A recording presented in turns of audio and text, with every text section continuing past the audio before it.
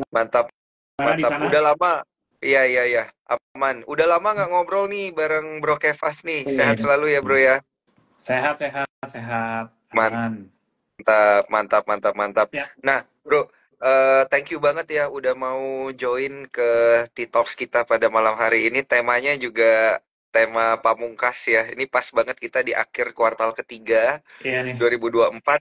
Minggu depan ini market kita pas ya, langsung masuk ke kuartal keempat nih kayaknya ya, Ya, di minggu depan. Nah, ada banyak hal yang mungkin perlu dipersiapkan juga oleh cuan troopers gitu ya. Dan ini masih belum telat lah ya bro ya, untuk ngatur-ngatur strategi gitu ya, sebelum yes. kita masuk ke kuartal keempat. Karena kita masih bisa ngatur di hari Senin ya, cuan troopers tenang aja. Dari sekarang tapi dipikirinnya kalau misalnya mau order dari sekarang juga bisa ya, lewat aplikasi Spot gitu untuk mengatur nanti portofolio ordernya di hari Senin itu seperti apa. Jadi memang kita secara sistem itu di atas jam 6 sore udah bisa ngorder untuk hari besokannya. Hmm. Kalau case-nya kayak hari ini, order di hari Jumat itu nanti masuknya di hari Senin pagi gitu ya, untuk orderannya. Mantap. Nah, Bro Kevas, ini kita mulai dari topik yang ringan-ringan dulu ya. Hmm. Eh, untuk tema kita pada malam hari ini ngatur porto di kuartal keempat nantinya. Nah, sebelum masuk ke sana, gimana sih sebenarnya lu ngelihat market kita gitu ya di kuartal ketiga ini? Apakah udah sesuai ekspektasi atau beyond expected gitu ya? Karena memang tiba-tiba The Fed itu ngagetin ya, tiba-tiba dar 50 basis point Hmm. hilang Hmm. gitu ya, 50 basis point diturunin gitu. Nah, ini marketnya juga merespon gitu dengan cara, kemarin kita sempat ke 7.900, rupiahnya diturun sampai 15.100. Nah, gimana nih pandangan lu nih Ya, ke kondisi market kita? Silakan. eh, awalnya juga cukup kaget ya, terutama pas bulan Agustus tuh, kalau nggak salah ingat Mm-mm. kan waktu itu awal Agustus tuh, eh, di awal Betul. Agustus market merah satu global lah, satu dunia kan. Tanggal 5 Agustus tuh gue masih ingat banget, market US merah, Indo merah, Jepang yang rekor kan penurunan terbesar sepanjang berapa puluh tahun terakhir lah. Even kripto aja juga merah. Tapi sejak itu langsung tuh eh, Mm-mm. langsung bullish sampai 7.900. Waktu tanggal Agustus awal itu gue berpikir, ya paling masih di sini-sini aja lah, susah lah nembus 7.400 gitu. Tahunya habis Mm-mm. 5 Agustus itu turun, kalau nggak salah itu kan karena Jepang ya naikin suku bunga kan, makanya semua mungkin Betul. pada kaget. Tapi sebenarnya pada saat itu gue ingat juga di awal Agustus itu gue bikin materi buat sharing-sharing juga. Sebenarnya lucu juga sih, market koreksi, tapi pas saat itu tuh Indonesia lagi rilis GDP kuartalan, which is sebenarnya tuh hasilnya Mm. bagus. Nah, jadi waktu itu juga agak dilema sebenarnya. Wah, ini globalnya kok berat, tapi data ekonomi Indonesia tuh sebenarnya bagus-bagus aja gitu. Iya Ya, benar. tapi ternyata disambut disambut secara luar biasa sih sebenarnya sampai ke 7.400. Tapi memang sedikit eh, mix lah ya, karena kan kalau kita ngelihat ke kutub kutub top 4 banks, sebenarnya kan top 4 banks kita juga belum terlalu all time high gitu ya. Tadi kan Bro Mm-mm. Daniel juga bahas di depan tentang BRI. Even BRI masih koreksi lagi hari ini. Yang mendekati all time high ya paling cuma BBCA doang gitu. Kayak Mandiri, Mm-mm. BRI itu belum gitu. Nah, sedangkan selama Agustus sampai September ini kebanyakan didorong ya, kita tahu mungkin kayak ada saham Pani, ada saham brand yang sudah mulai naik lagi ya. Masih didukung sama beberapa outliers lah gitu. Nah, jadi ya cukup kaget, Mm. tapi sebenarnya ya ini memang sudah seharusnya lah untuk IHSG itu bullish lagi, Bro. Mm. Emang udah waktunya ya, berarti ya untuk IHSG bullish. Ya, karena eh, banyak banyak apa ya? Banyak katalis yang bisa ngebuat IHSG itu bullish lah. Gue sih kalau ini kan temanya kita ngatur porto Q4 ya. Kalau gue bilang di Mm. depan sih, kalau bisa seharusnya sudah on position lah gitu. Mm. Jangan Mm. jangan kalau masih punya side cash gitu ya harusnya seenggaknya sudah mulai ambil posisi, karena sebenarnya untuk market sendiri sangat mendukung untuk kita tuh makin bullish gitu. Pemicunya tadi The Fed udah turun suku bunga, BI juga udah turun suku bunga, eh, kayak dana asing yang dari awal tahun keluar juga sebenarnya sekarang pun belum masuk-masuk banyak gitu kan. Sempat masuk terus Hmm. minggu kemarin keluar lagi. Tapi dibandingin dengan awal-awal tahun, ya asing masih dananya masih masih masih belum masuk lagi ke IHSG lah. Tapi sudah break Hmm. 7.400 sudah sampai 7.500. Nah, bayangin kalau dana-dana asing yang sebelumnya ini parkir dari luar masuk lagi ke IHSG, ini kan harusnya makin makin mulus. Makin kenceng ya.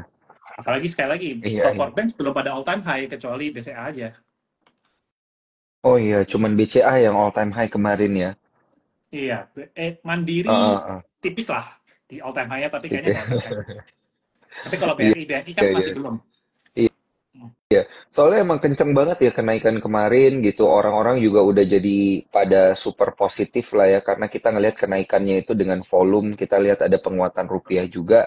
Tapi di akhir-akhir kuartal ketiga tuh tiba-tiba kayak semacam ada something gitu ya yang bikin dia jadi technical correction. Banyak sih yang bilang technical correction gitu ya, tapi kita juga sebenarnya nggak paham ini. Kayak misalnya BRI tiba-tiba koreksi 5% di hari itu. 5,8 habis itu yang paling dalam kayaknya BRI deh. Kemudian ada BNI, Mandiri yang koreksinya nggak terlalu dalam malah BCA gitu, bro. Kalau misalnya lu ngelihat ini bener nggak sih technical correction di akhir-akhir Q3 gitu? Atau sebenarnya gara-gara China nih ya, gara-gara sentimen China atau ada apa nih sebenarnya lu ngelihat nih di at the end of Q3? Gua rasa masih sehat lah, karena kan Mm, mm, mm, mm. ATH-nya 7.900. Sekarang baru koreksi Iya. 3% selama berapa trading days? Ya, paling 1,5 minggu lah. Gua rasa sih Heeh. selama dia tidak kembali turun ke bawah 7.400 itu IHSG masih uh, on track position yang bagus lah. Karena Hmm. 7.400 tuh sakral lah buat IHSG. Karena udah mencoba ditembus dari tahun 2022 bahkan. Nggak bisa tembus-tembus 7.400. Ya kan? Baru Iya, kali iya, iya, iya. ini dia tembus di lewat 7.400. Jadi selama masih di bawah 7.000, masih di atas 7.400 sih sebenarnya nggak masalah ya. Kayak kalau teknikal kan ya udah tembus resisten, koreksi sehat dikit lah, kumpulin tenaga nanti naik lagi. Oke, gitu ya. Ya karena ini kan masih di 7.600-an ya. Jadi belum perlu panik kayaknya ya, Bro ya. Enggak lah, nggak Ini perlu ini panik ya. istilahnya, ya ini istilahnya Even diskon. Boleh lah ya ya, diskon. even penurunan di tanggal 5 Agustus yang tadi Mm-mm. gua bilang di depan itu minus 4,3%. Ya. IHSG Oh, satu minggu terakhir baru turun minus 3,1%. Ya sehat lah. Turun sehat. 3% seminggu mah Heeh. nggak Ya apa-apa oke lah. lah, iya Oke. oke lah, cincai lah. Ha-ha. Soalnya dari Mm-mm. kemarin banyak banget yang bilang, waduh ketinggalan nih gua beli BRI, katanya nggak sempet beli BRI, ketinggalan nih gua beli bank ini, beli ini, sekalinya koreksi aja tiba-tiba jadi takut gitu. Padahal sebenarnya dikasih Koreksi diskon, nggak berani dikasih beli, momentum. naik Iya, nyesel. Nggak nggak, beli ya, iya. susah lah. Susah juga ya. Jadi memang dibutuhkan keberanian yang keberaniannya itu didukung oleh perhitungan yang matang juga ya Yes. teman-teman. Nah, kalau masalah hitung-hitungan matang itu teman-teman juga tuh sebenarnya bisa langsung nanya ke Bro Kevas ya lewat Instagram ya Bro ya, bisa ya lewat DM Boleh. ya. Atau mungkin ke komunitasnya Bro Kevas gitu Instagramnya apa Bro? Boleh diinfo ke Cuan Troopers? Langsung aja di Instagram gua pribadi sih biasanya untuk info-info apa komunitas, kelas atau layanan yang lain sih di Instagram gua. Iya, iya, iya. Karena ini kalau Bro Kevas ini gue kenalnya sebagai seorang fundamentalis gitu ya. Jadi memang akan melihat nilai intrinsik dari sahamnya seperti apa, kondisi market indeksnya itu seperti apa gitu ya. Story-story di balik itu juga ya, Bro ya.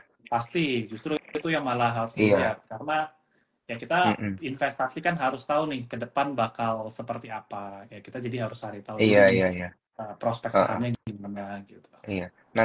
nanti juga kita bakal ngejelasin fundamental di Q4 itu seperti apa. Karena stock pick-nya mungkin ada perbedaan dengan kuartal 3 sendiri. Nah, tapi sebelum kita sampai ke sana ya teman-teman Cuan Troopers, bagi teman-teman yang pengen nanya, jangan lupa langsung aja lewat kolom Q&A gitu ya, yang ada tanda tanya, nanyanya di sana ya. Karena dari tadi ini sorry banget nih Cuan Troopers. Banyak banget pertanyaan yang kelewat-lewat, pertanyaannya bagus-bagus juga. Ini kayaknya banyak fansnya Bro Kevas juga nih yang nanya nih Bro. Iya, jangan lupa ya supaya pertanyaan yang nggak kelewat masukin di kolom Q&A dan juga gue pengen info ke teman-teman sekalian karena ini adalah weekend di akhir kuartal ketiga gue pengen bagi-bagi hadiah berupa buku dari Sukor Sekuritas ya. Wih. Jadi The Art of Investing untuk 3 orang yang beruntung ya, The Art of Investing gitu. Jadi nanti di sana itu akan ada cerita-cerita, banyak cerita-cerita dari para influencer-influencer pasar modal gitu ya, yang bisa kalian coba pelajari gitu ya, dan kemudian mungkin ada beberapa juga yang menceritakan tentang teknik-teknik trading atau investing itu seperti apa gitu. Nah, 3 aja, caranya gampang. Screenshot Instagram live kita pada malam hari ini, tag ke Sukor, tag ke Instagramnya Bro Kevas, tag ke Instagram gue juga. 3 orang aja, 3 orang. Gitu supaya nanti kita akan shortlist gitu ya untuk mencari siapa pemenangnya. Gitu. Oke, Bro Kevas, ini ada banyak yang nanya tentang saham-sahamnya. Ada tadi BRI, BDMN, MDKA, Unilever, EXCL, udah banyak nih. Tapi kita Hmm. mau belajar ininya dulu nih. Kita mau belajar fundamentalnya dulu. Nah, menjelang kuartal keempat, em, di minggu depan, sebenarnya sentimen apa sih yang perlu diantisipasi gitu, Bro? Biasanya di kuartal keempat. Hmm, sebenarnya secara umum aja sih ya, kalau untuk dari makroekonomi, tentu kalau ada penurunan suku bunga lagi itu disambut makin positif lagi ya, makin bullish lagi. Karena secara teori, kalau yang aset yang aman return-nya turun, maka banyak investor akan beralih ke aset yang lebih beresiko, contohnya seperti saham. Nah, jadi ya kita tunggulah kan biasanya itu sebulan atau 2 bulan sekali pasti BI bisa meeting gitu ya. Dan Ya. kelihatannya kan Amerika sendiri juga cukup bisa lumayan agresif nih untuk turunin suku bunganya lagi gitu. Mengingat kondisi ekonomi di Amerika juga udah mulai mulai stabil lah ya untuk membaiknya. Nah, jadi ya Mm-mm. umum pasti suku bunga. Kedua adalah mungkin nanti tuh di akhir Oktober. Akhir Oktober itu pasti sentimennya laporan keuangan Q3. Nah, kalau sebagai seorang fundamentalis, kalau kalau bisa tuh kita one step ahead gitu untuk beli saham kalau bisa sebelum laporan keuangannya keluar. Nah, biasa Mm-mm. kenapa? Karena tujuannya adalah market itu pasti akan euforia ketika laporan keuangannya bagus. Pasti disambut positif. Mm. Nah, sayangnya adalah ketika rilis ya semua orang udah tahu dan semua orang akan bereaksi gitu. Nah, makanya kalau teman-teman mau head start ya, kalau bisa kita bisa analisa nih perusahaan kira-kira mampu nggak ya Q3 tuh labanya bertumbuh gitu.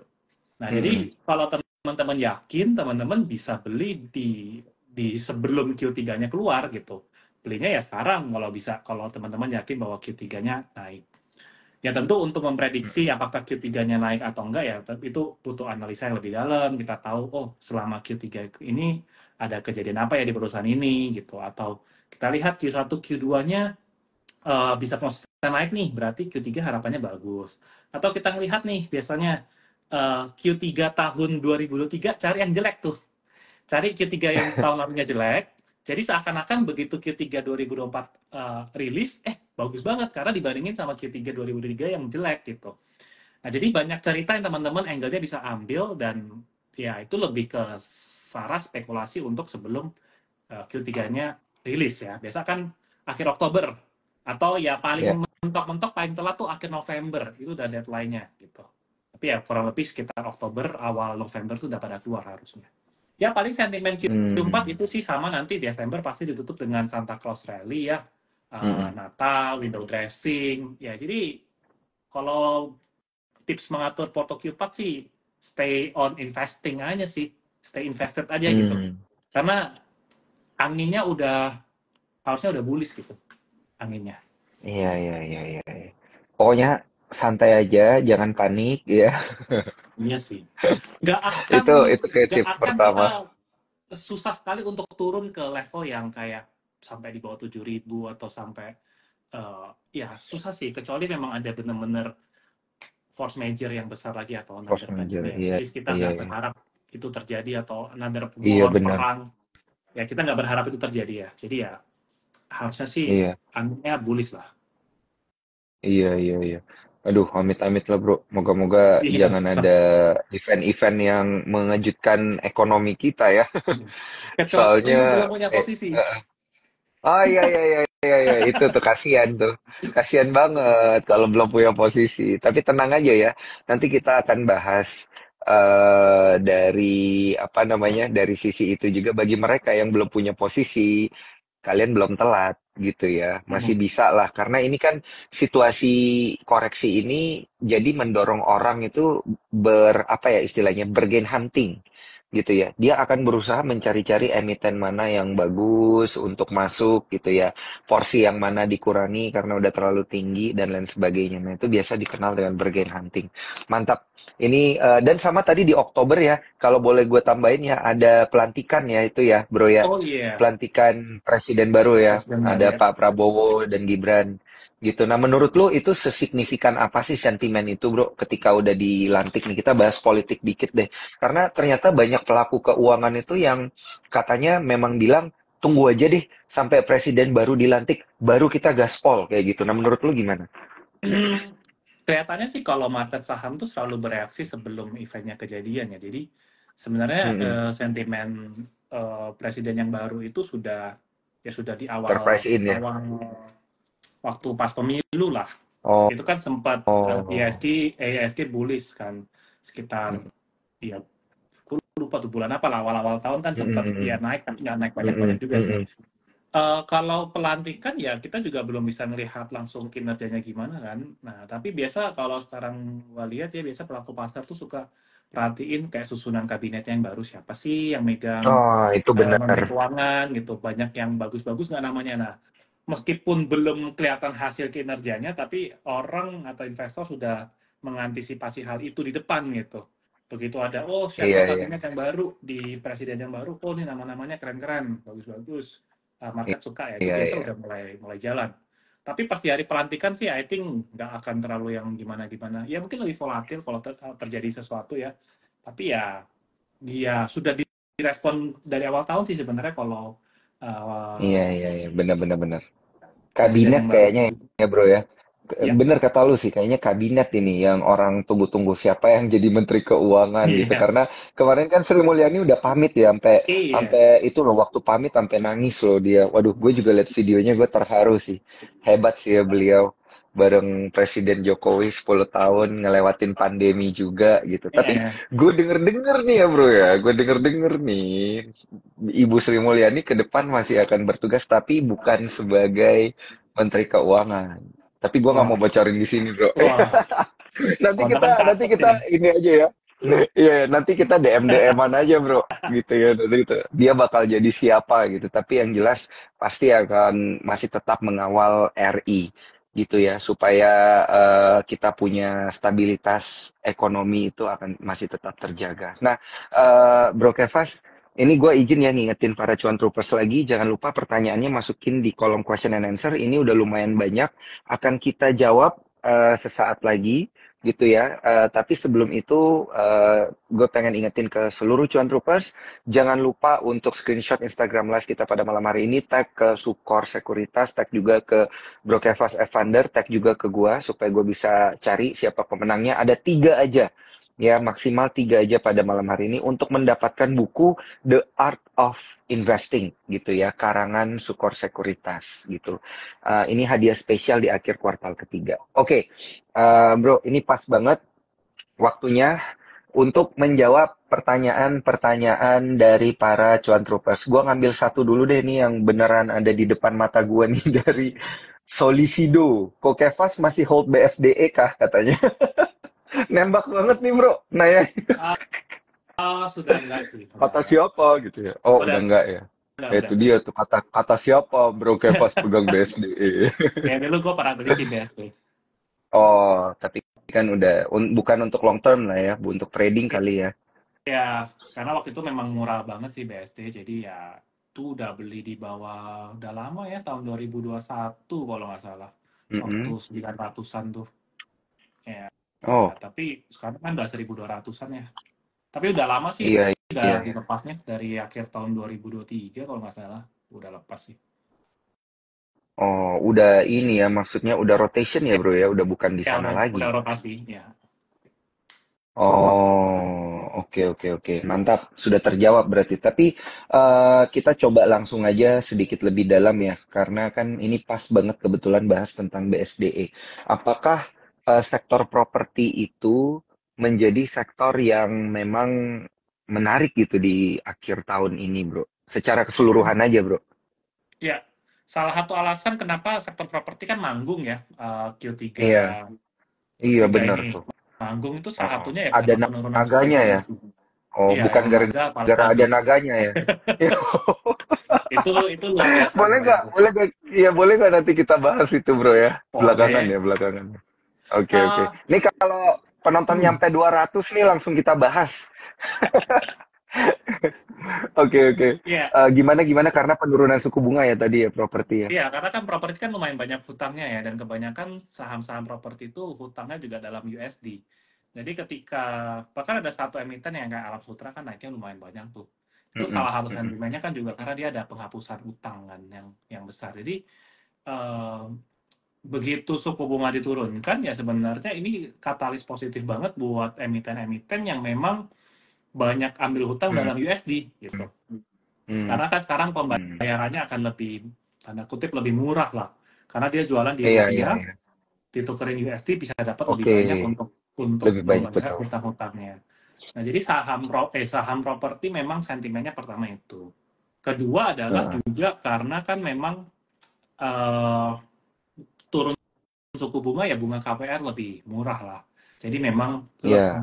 memang ya intinya penurunan suku bunga itu memang bagus lah buat properti, makanya begitu kelihatannya udah tanda-tanda mulai akan dituruni, mulai pivot suku bunganya, sebelum pivot itu saham properti kan udah mulai pada jalan duluan gitu.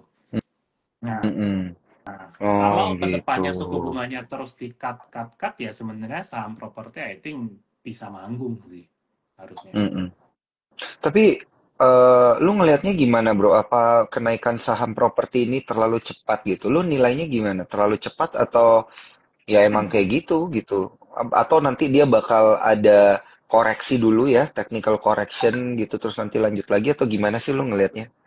Technical correction itu pasti ada ya, Mm-mm. hal yang di semua kenaikan saham pasti adalah koreksi yang penting kan koreksinya wajar ya. eh Mm-mm.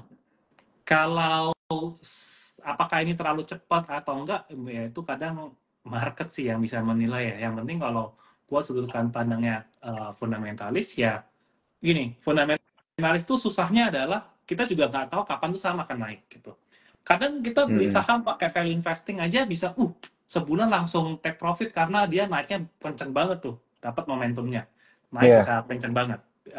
Keluar cepet di bawah setahun ya bisa aja. Tapi juga ada Mm-mm. yang value investing kita udah nunggu bertahun-tahun, 1 tahun, 2 tahun, kagak naik-naik gitu kan. Nah, jadi seberapa cepat kenaikan saham memang ditentukan sama market. Nah, makanya kacamatanya fundamentalis dan poinnya adalah yang penting kita beli itu nggak kemahalan, gitu kan. Karena kita Mm-mm. percaya soon or later harganya ini pasti mencerminkan value-nya gitu. Iya, Nah, iya, iya, iya. jadi kalau buat gua, kalau udah beli terus pingin cepet naik nggak? Ya pingin gitu. Kalau bisa Heeh, heeh, sebulan 2 bulan heeh. beggar juga pingin gitu. Nah, makanya juga ya itu pentingnya pentingnya tahu story-nya apa. Yang kedua ya kita belinya nggak kemahalan lah. Kalau kuncinya fundamental itu. Nah, kebetulan kalau saham-saham properti itu karena memang sektornya udah cukup tidak manggung dalam jangka waktu yang sangat lama ya. Properti kan nggak terlalu Iya. manggung. Nah, itu harganya memang cukup bottom-bottom semua lah. Ya kan, Heeh. BSD itu bottom, CTRA bottom, Sumarekon waktu di 500-an juga bottom. Jadi, Mm-mm. ya kalau naiknya cepet ya kita seneng gitu. Tapi Mm-mm. kalau udah naik ya jangan dikejar gitu.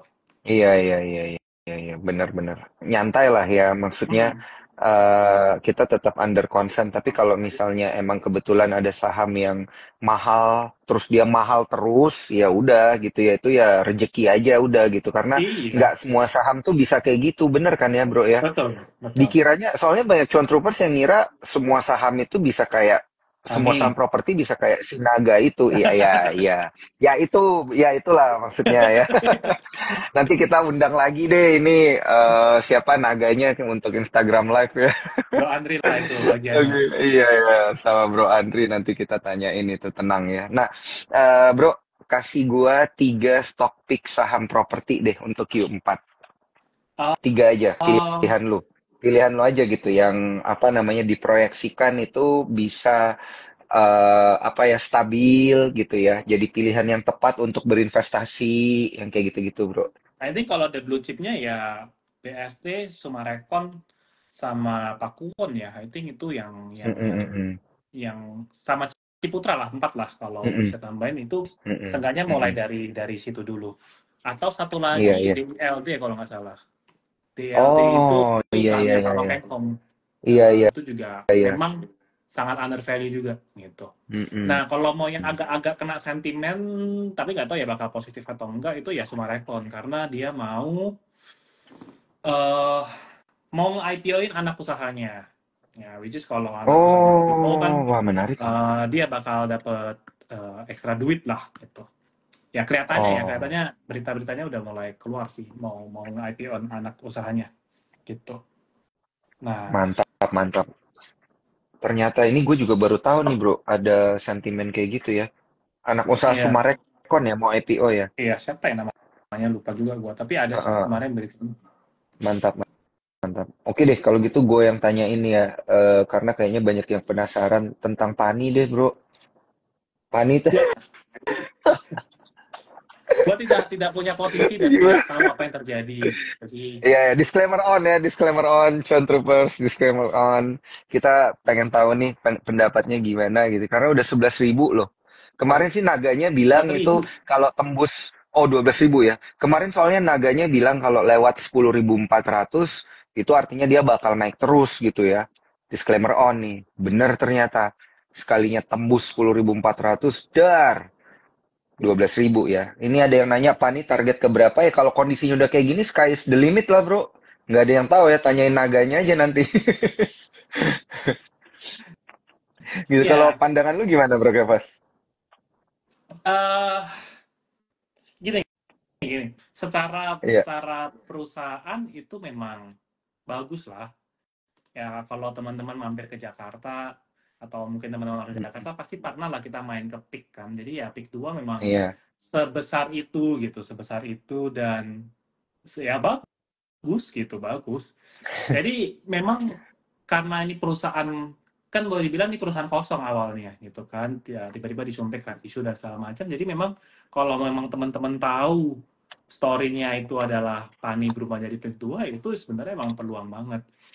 Eh tapi apakah harga sekarang udah mahal murah? Jujur gue tidak punya expertise untuk menilai hal itu karena gue belum Mm-mm. mendalami seberapa besar nilai-nilai asetnya gitu.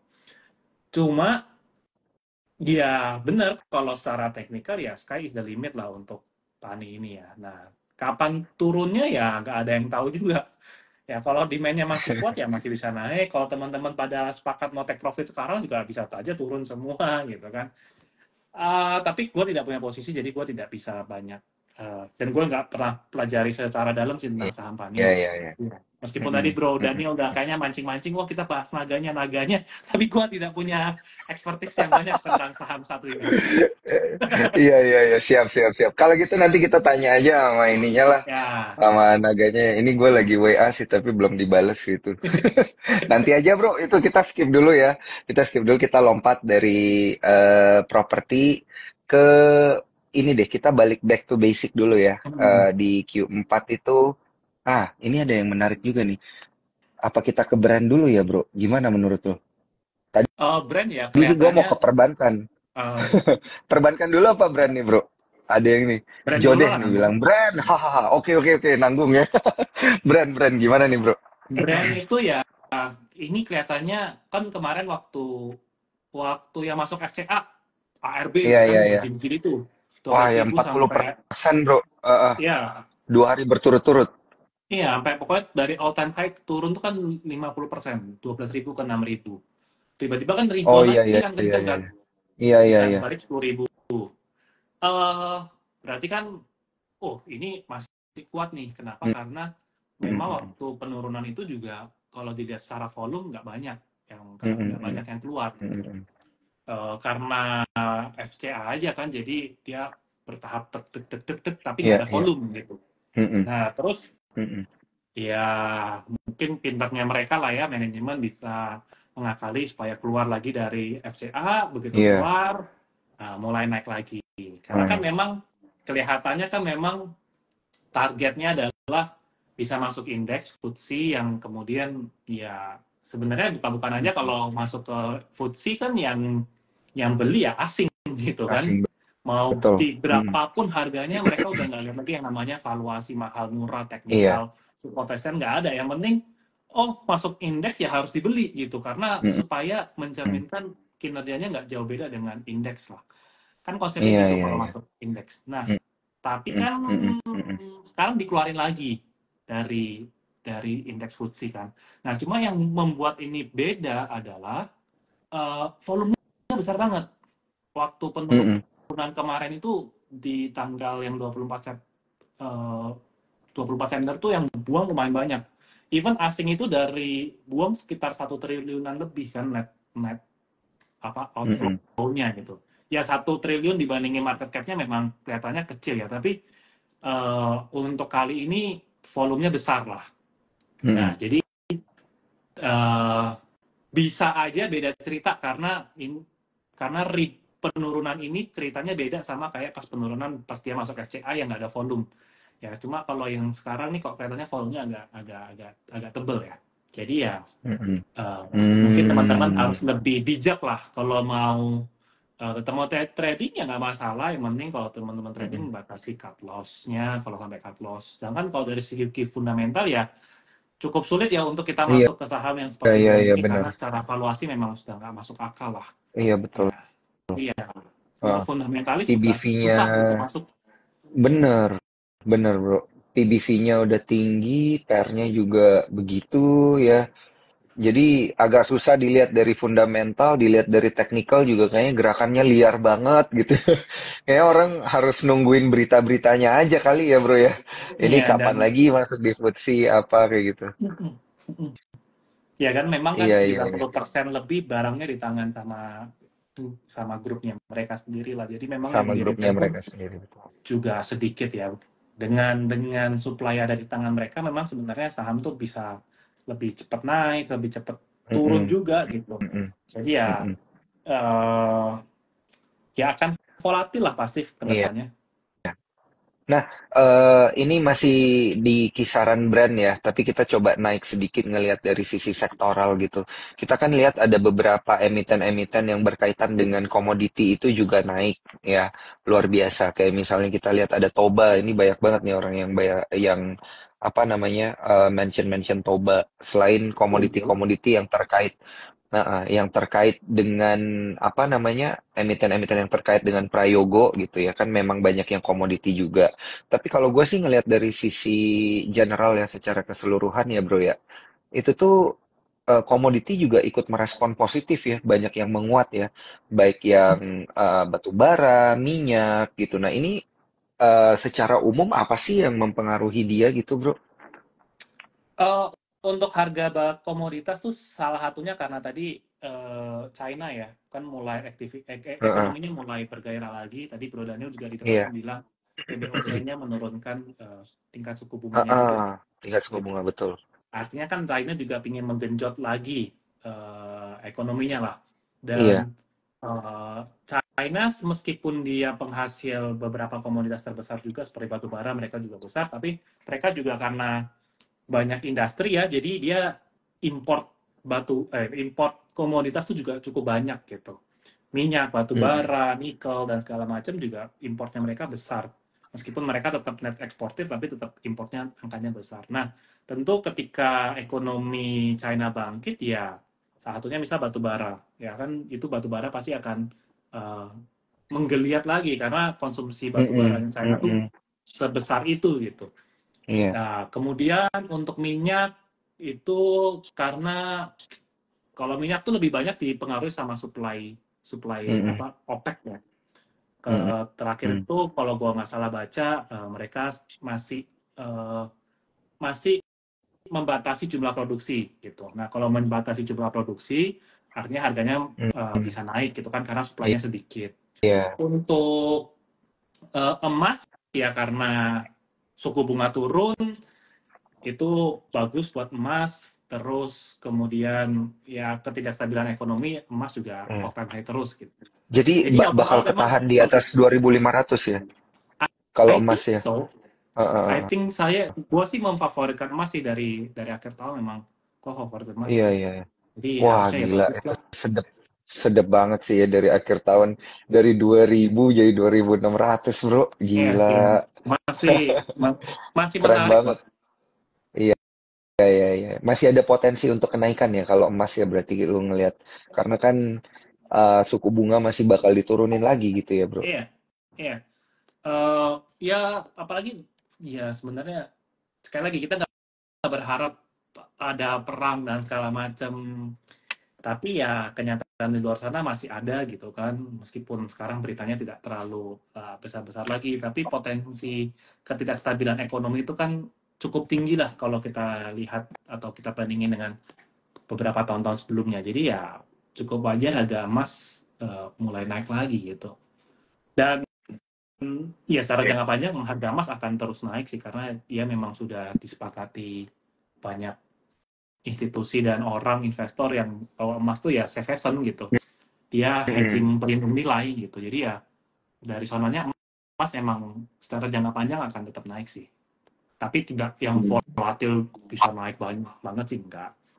Stabil lah tapi pelan-pelan. Oh iya iya iya. Oke oke, menarik menarik. Oke, sebelum kita lanjut ya ke pertanyaan berikutnya, tadi itu kita udah bahas dua sektor, ada properti dan juga ada komoditi secara menyeluruh. Jangan lupa ya teman-teman Cuan Troopers, ini kalau mau bergabung itu bisa melalui ifom.sukorsekuritas.com ya supaya bisa sama-sama bertransaksi di kuartal keempat ini dan bisa meraih cuan. Dan ini ada yang nanya kalau mau bikin rekening tanpa kode referral kok nggak bisa? Bisa, tenang aja gitu ya. Nanti dicoba di refresh lagi, itu pasti bisa nanti untuk buka akunnya. Kita minimum deposit cuma 10.000 teman-teman Cuan Troopers ya. Jadi udah bisa dengan punya akun nanti udah bisa langsung join ke grupnya Bro Kevas juga gitu ya untuk Tapi nanya-nanya secara masukin fundamental. Heeh. masukin referral kalau gitu. Iya iya, masukin referral apa nih Bro? Kevas Ini kan ada namanya soalnya. langsung. Oh iya, soalnya ini ada yang bilang referral katanya kalau dikosongin nggak bisa. Ya udah masukin referral Kevas saja Iya, ada kok Kevas. gitu ya. Bisa masuk gitu ada. Mantap. Nah, Bro, dari komoditi kita coba beralih ke back to basic nih. Kita ke banking ya, yang paling banyak menggerakkan indeks lah ya, komposisinya paling gede di indeks. Q4 gimana nih menurut lo? Karena kan suku bunga sepertinya bakal diturunin lagi di Q4. Otomatis kalau suku bunga turun, biasanya profit marginnya perbankan itu juga menurun juga gitu ya. Karena kan apa ya, mereka punya marginnya terpangkas lah ya dengan penurunan suku bunga gitu. Nah, view-nya gimana nih bro untuk bank-bank di kuartal keempat ini? Eh tetap karena basicnya banking to basic ya view-nya tetap bagus sih sebenarnya karena banking itu mau gimana pun ya kondisinya mau suku bunga naik dia tetap untung suku bunga turun dia juga tetap untung karena anggapannya mereka udah punya selisih lah namanya kan net interest margin kan jadi meskipun suku bunga turun tapi nggak kemudian langsung semerta-merta eh, tingkat deposito langsung diturunin kan enggak juga gitu kan. Terus kemudian apakah suku bunga KPR langsung turun banyak juga enggak juga gitu. Mm-mm. Paling yang paling berasa ya kalau memang pinjamannya itu apa namanya, yang floating ya. Kalau floating memang pasti langsung berasa. Nah, tapi sebenarnya banking itu meskipun suku bunga turun, gini, banking itu salah satu penyakitnya di tahun ini adalah karena banyak yang masih gagal bayar. Sebenarnya kan itu ceritanya dari pandemi. Oh, oke. Nah, karena pandemi susah, kan kemudian dikasih keringanan, banyak yang dihapus buku dan segala macam, dikasih keringanan. Nah, sebenarnya ceritanya sampai sekarang tuh masih banyak, terutama UMKM-UMKM, makanya kayak BRI, BTPS itu yang paling kena dampak, karena UMKM paling paling kena dampak lah ya, yang kelas menengah ke bawah, yang UMKM usaha kecil. Nah, jadi salah satu bobot terberat misalnya kayak Bank BRI itu adalah salah satunya juga karena untuk penghapusan buku gitu. Sorry, bukan penghapusan buku. Apa namanya? Allowance, cadangan kerugian. Cadangan Mm-mm. kerugian ini adalah untuk mengcover yang gagal bayar. Nah, dengan Mm-mm. suku bunga turun sebenarnya malah bagus untuk BRI.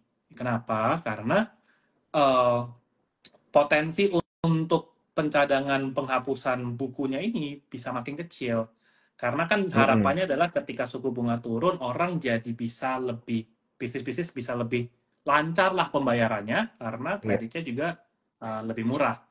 Nah, yang kemarin belum berani misalnya ambil kredit, jadi bisa ambil kredit, karena kreditnya mungkin potensi akan lebih murah lagi, apalagi kalau bakal cut suku bunga terus gitu.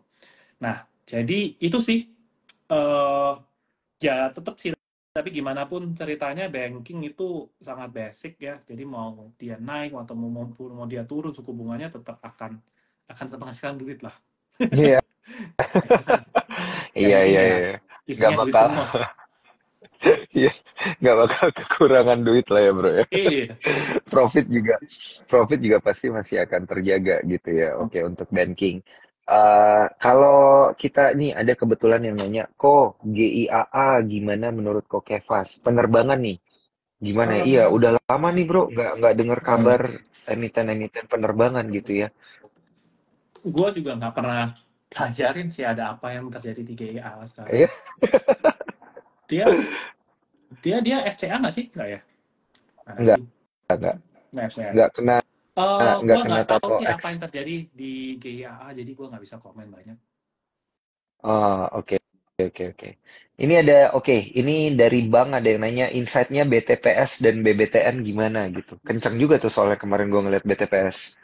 Hmm, ya sejak eh ya meskipun kalau dibandingin beberapa tahun lalu BTPS kan memang salah satu saham yang turunnya berasa banget tuh dari 2000 dari 4 ribuan kalau nggak salah ya, sampai sekarang BTPS berapa sih terakhir Mm-mm, 1270 ya. mm-mm, Ya tadi sejak pandemi memang kendalanya BTPS itu sejak pandemi sih, karena UMKM-nya kan benar-benar kena dampak, bahkan segmennya BTPS tuh jauh di bawah UMKM, di mana kayak petani-petani unbankable, orang-orang yang punya bank malah mereka dikasih pinjaman, meskipun nilai pinjamannya mereka tuh kecil loh, nggak nyampe 5 jutaan biasanya. Jadi bukan yang kayak korporat, Bank Mandiri bisa salurin pinjaman triliunan gitu. Nah, tapi karena dia mainnya kecil, segmen yang lebih kecil, ini yang paling banyak kena dampak sejak pandemi. Nah, sentimennya BTPS kayak seperti tadi saya bilang, ketika suku bunga turun ini harusnya memang lebih bagus buat saham-saham yang kemarin ini banyak banyak banyak mencadangkan kerugian, karena harapannya adalah dengan suku bunga turun, angka gagal bayarnya makin turun gitu. Ya, jadi setidaknya dengan penurunan suku bunga ini harusnya malah bagus. View saya sih sebenarnya bagus untuk BTPS dan BRI ya kalau turun suku bunga. hmm. Oke, oke, oke. Noted. Nah, ini waktu kita terbatas ya, tapi masih ada waktu untuk beberapa pertanyaan dari Cuan Troopers. Sebelum kita beralih ke pertanyaan Cuan Troopers, gue yang pengen nanya dulu nih, Bro. Yes. Sektor andalan Bro Kevas di Q4, sektor apa nih, Bro? Ah, sektor gua boring, Bro. Apa tuh? Apa tuh? Sektor Gak gua apa-apa, masih yang penting sama sih cuan, Bro. dari saham gua belum gerak masalahnya, gitu aja. Oh, Jadi emang agak boring. Satu, gua memang suka emas.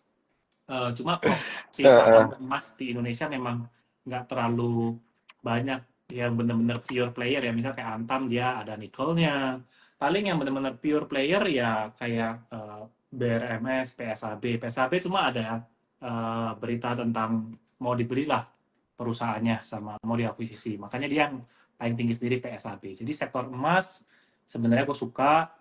Kedua, ya green energy masih sama sih cerita gue dari tahun 2023. Gue suka sama green Hmm. energy, tapi ya belum ada kabar yang gimana-gimana, makanya masih slow tapi nggak turun sih.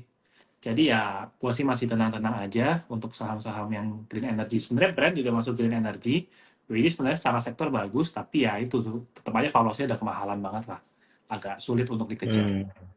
Dan yang ketiga sebenarnya ya tetap banking lah. Hmm. Banking paling aman Hmm. lah. Hmm. Hmm. Hmm. Sebagai penyeimbang portofolio ya, Bro ya. Iya, Oke, oke. Nah, bagaimana dengan sektor teknologi nih, Bro? Kan ada Goto juga tuh yang menjadi penggerak indeks ya. Menurut lu gimana nih, Bro, ngelihat sektor teknologi? Ada MTech juga gitu ya, Bukalapak gitu. Gimana sih emiten-emiten yang kayak gini ke depannya? sebenarnya gue nggak suka sih. Sebenarnya gue nggak Hmm. terlalu suka untuk sektor-sektor teknologi. Jadi gue against sih sebenarnya. Iya, Karena iya, iya. sebenarnya nggak Iya. ada yang, ya misalnya Goto memang teknologi banget, tapi baik-baik lagi profitability-nya kan masih dipertanyakan ya. Yang itu yang sulit sih. Mm-mm. Selama company-nya masih burn uang, agak sulit sih. Yang penting kan ujung-ujungnya menurut gue tetap kalau memang bisa profit itu akan jauh lebih bagus. Nah, cuma kan sekarang kendalanya mereka belum belum belum show the money gitu. Hmm. Jadi ya kalau harga Oh. sahamnya naik ya karena lagi naik aja gitu menurut gua. Enggak, ya karena lagi banyak yang Hmm. main mungkin di sana. Iya, iya. Iya, iya, iya. Oke, oke. Menarik, menarik. Nah, ini di beberapa menit terakhir ya untuk Instagram Live kita, mungkin untuk teman-teman cuan troopers ya yang pertanyaannya masih banyak. Tadi juga ada emiten yang kita udah bahas, tapi mungkin Instagram live-nya kelewat. Jangan takut, nanti ini kita akan posting kok di Instagramnya Sukor. Jadi teman-teman bisa nonton ulang lagi gitu ya. Lewat Instagram ataupun di YouTube nanti juga bakal kita naikin kok. Di Spotify pun ada gitu ya. Kalau teman-teman sambil naik motor mau dengerin itu bisa cari aja Sukor Sekuritas di YouTube dan juga di Spotify bisa dengerin ulang gitu. Nah, dan bagi kamu yang ingin bertanya langsung secara khusus ya ke Bro Kevas dan pengen join ke grupnya Bro Kevas, jangan lupa daftarnya di ifom.scoresecuritas.com. Referralnya cari aja namanya Kevas gitu. Terus langsung DM gitu ya ke Ya, Bro Kevas untuk join ke grupnya gitu, nanya-nanya tentang fundamental. Nah, terakhir nih Bro Kevas, tipsnya nih kita coba ulang lagi ya, recap dikit nih. Pertanyaan terakhirnya adalah eh, tips untuk mengatur porto di kuartal keempat ini sebaiknya gimana? Yang pertama kan tadi adalah jangan panik, jangan takut ya, kondisi marketnya aman, kita masih di atas 7.400 tuh, level support kuat lah gitu. Nah, tips yang lainnya seperti apa nih kok?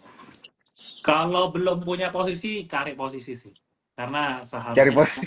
menatap 2024 akhir 2000 bulan bulan paling enak untuk menikmatin bullish moment ya sebenarnya Oktober, November, Desember, Januari, Februari, Maret dah. Hmm, Itu udah bulan-bulan enak lah sampai Q1. Makanya kalau belum punya posisi sayang sih. Harusnya sudah ambil posisi. Jadi ambil tips posisi. ngatur porto di Q4 masukin duit ke saham. Mantap. Masukin duit, pilih emiten yang tepat juga ya.